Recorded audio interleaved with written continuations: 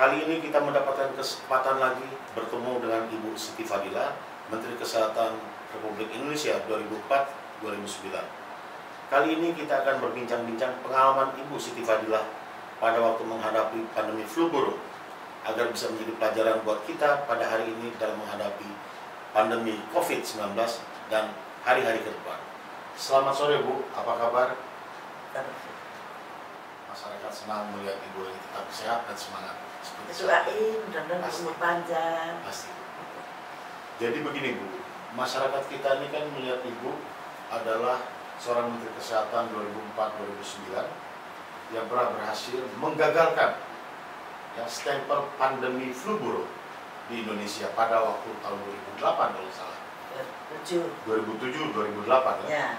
Nah, pada saat itu kita berhasil menghentikan yang namanya flu burung. Namun pada saat sekarang ini di 2020 kita berhadapan dengan pandemi yang sedemikian dahsyat, yaitu pandemi COVID-19. Masyarakat ingin tahu bagaimana pengalaman Ibu pada waktu itu bisa kemudian menghadapi upaya terjadinya pandemi flu burung saat itu. Sementara sekarang kenapa nggak bisa? Bisa Ibu ceritakan pengalaman Ibu sedikit, mengapa pada waktu itu ada flu burung dan bagaimana Ibu menghadapinya? Silakan. Intinya bagaimana waktu itu Indonesia bisa mengusir flu burung dan rakyat tidak terlalu hiruk pikuk kayak seperti COVID. Tapi pada waktu COVID kok tidak bisa. Ya. Memang berbeda konteksnya. Ya. Ada waktu flu burung itu yang menghadapi. Waktu itu saya menjadi Menteri Kesehatan. Bapak Presiden memberikan mandat yang penuh pada saya untuk menghadapi flu burung.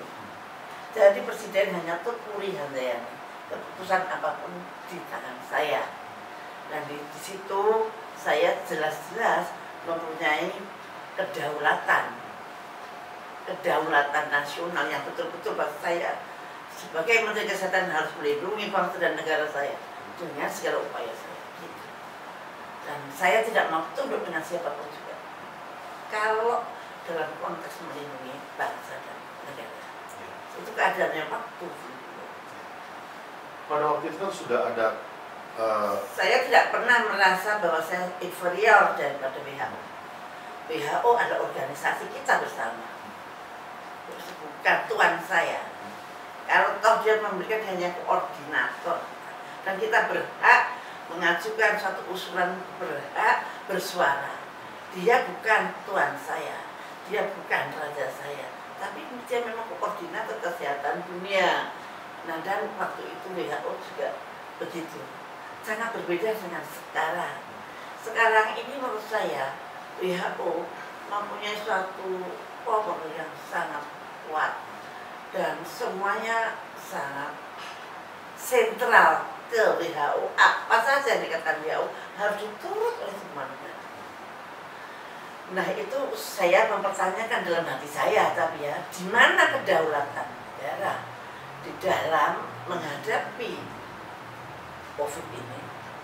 Ya ada satu negara punya berdaulat untuk menghadapi COVID ini dengan caranya, tapi diatur oleh WHO.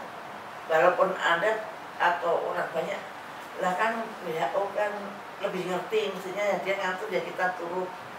Memang ada yang bisa kita ikuti, ada yang tidak bisa kita ikuti. Selalu apa yang dari luar kita harus mengecek apakah cocok dengan kita, kondisi kita di sini. Apakah cocok dengan kearifan lokal. Tuhan itu adil menciptakan bangsa-bangsa ini dengan kelebihan dan kekurangannya masing-masing.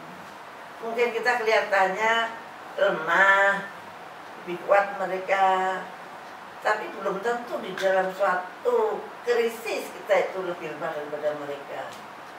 Kita bangsa yang sangat ulet, misalnya yang sangat tahan dengan suatu penderitaan. Nah, itu barangkali usulan-usulan dari luar itu harus kita cerna dan kemudian kita berikan pada rakyat kita. Jadi jangan persis ini perintah WHO begini, begini, begini, nah itu bedanya itu. Saya dulu, bentar dulu WHO, saya bilang. You bilang gitu, bentar dulu, saya meneliti dulu benar nggak omongan Anda.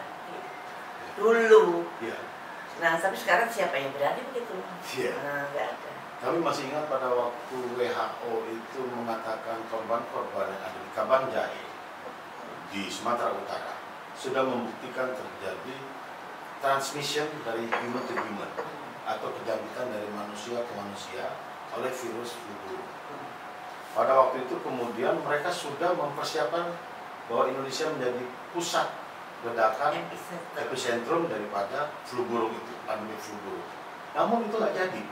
Bisa Ibu ceritakan apa yang terjadi saat itu? Ya, waktu itu saya nggak percaya. Walaupun ada 8 orang yang terkena dan 7 meninggal, rumahnya berderet bersampingan. Mereka sebagai epidemiolog mengatakan itu sudah penularan di human to human. It's okay sebagai epidemiolog. Tapi diagnosa, tetap diagnosa yang benar, diagnosa yang tepat itu harus secara virologi. Benarnya virusnya mempunyai reseptor human to human. Dan ternyata setelah kita teliti di Ekman, dan ternyata tidak ada reseptor human to human. Artinya tidak ada human to human di Indonesia, karena Indonesia dituduh sudah terjadi human to human ketika Banjai itu. Iya. Dan kemudian juga ada suatu klausul yang mengatakan bahwa flu burung itu terjadi pada ayam yang mati. Ayam yang mati menular pada manusia. Itu juga tidak. Itu gimana? Berarti ada virus H5N1 ayam yang mempunyai reseptor ke manusia atau human receptor. Nah ini ternyata setelah diteliti oleh Pak Ridho nggak ada. Nah jadi 2 hal yang hilang dari deretan diagnosis pandemik. Diagnosis pandemik nomor 1 harus bisa membuktikan bahwa virus pada binatang itu mempunyai reseptor human. Kemudian menular pada manusia, dan kemudian dibuktikan pula bahwa manusia ke manusia ada reseptornya, yaitu human to human transmission, human to human reseptor. Dua-duanya itu tidak terbukti.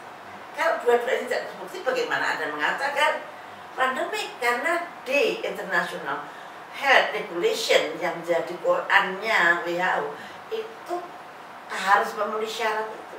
Ada tahapan-tahapan. Nah, lucunya di COVID di Wuhan itu sampai tahun kedua tidak diketahui apakah ada virus dari kelelawar yang mempunyai reseptor manusia.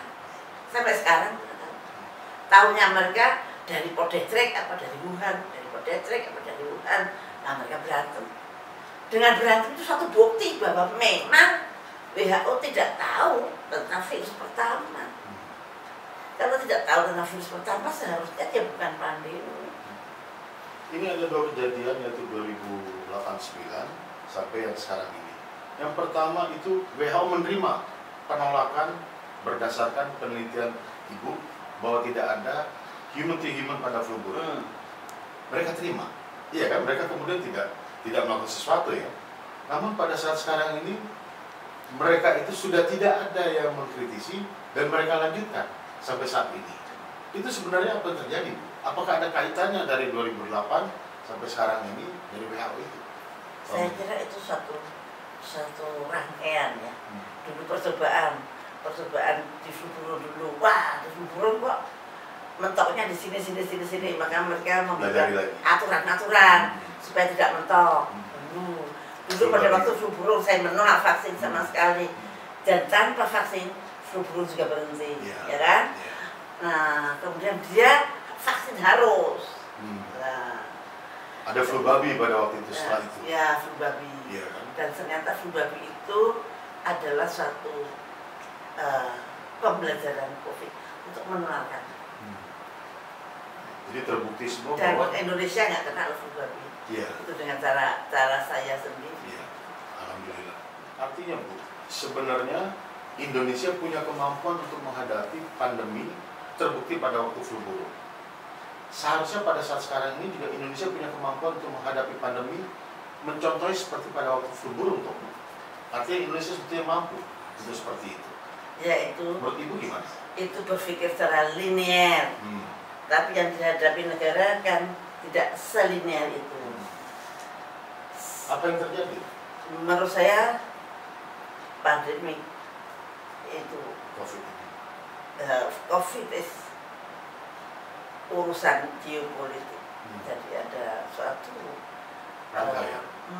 ada suatu urusan politik yang sedemikian kentalnya, sedemikian masif dan untuk menguasai semua penguasa di dunia. Bisa Ibu jelasin sedikit mengapa itu bisa terjadi? Sehingga negara-negara kehilangan kedaulatannya untuk menghadapi COVID, mesti harus menurut sama mereka. WHO sudah diatur oleh mereka. Jadi itu bukan Indonesia saja, semua menderita seperti itu.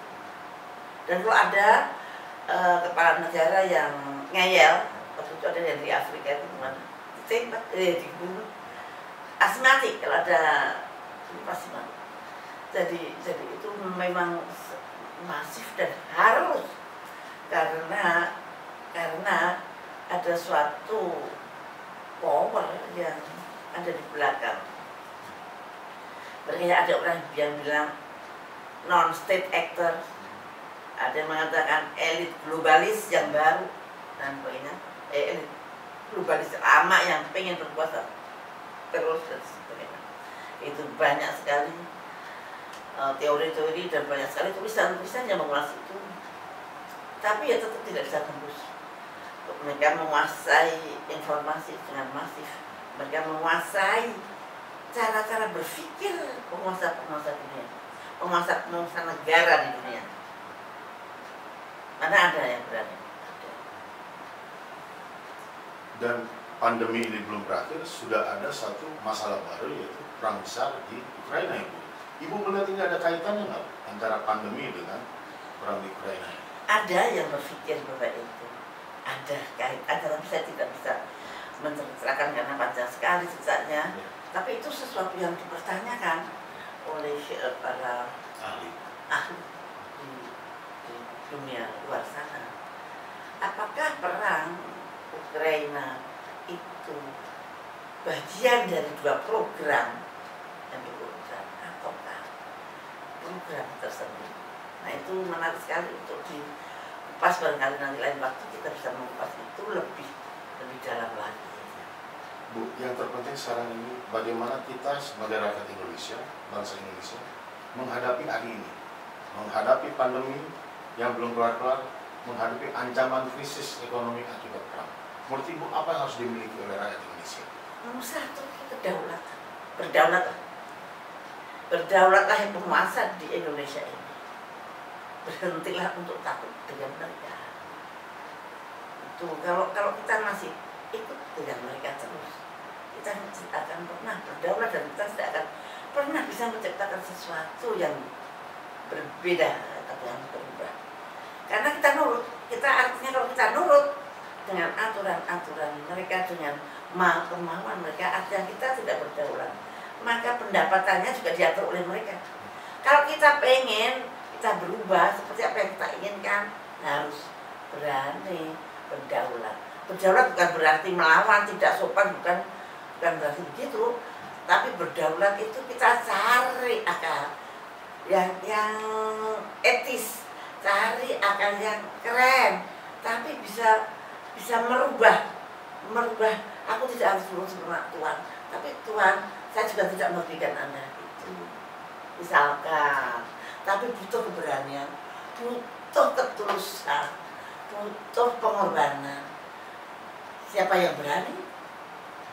Saya kira tidak gampang. Saya saja sudah merasakan akibatnya.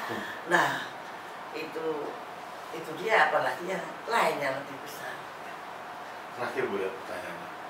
Menurut Ibu, apakah Pak Jokowi cukup mampu untuk seperti yang Ibu katakan pada saat sekarang ini? Harus mampu. Pak Jokowi itu sebetulnya mampu kalau dia berani. Saya sedang menunggu keberanian Ya kalau dia berani maka dia bisa berdaulat.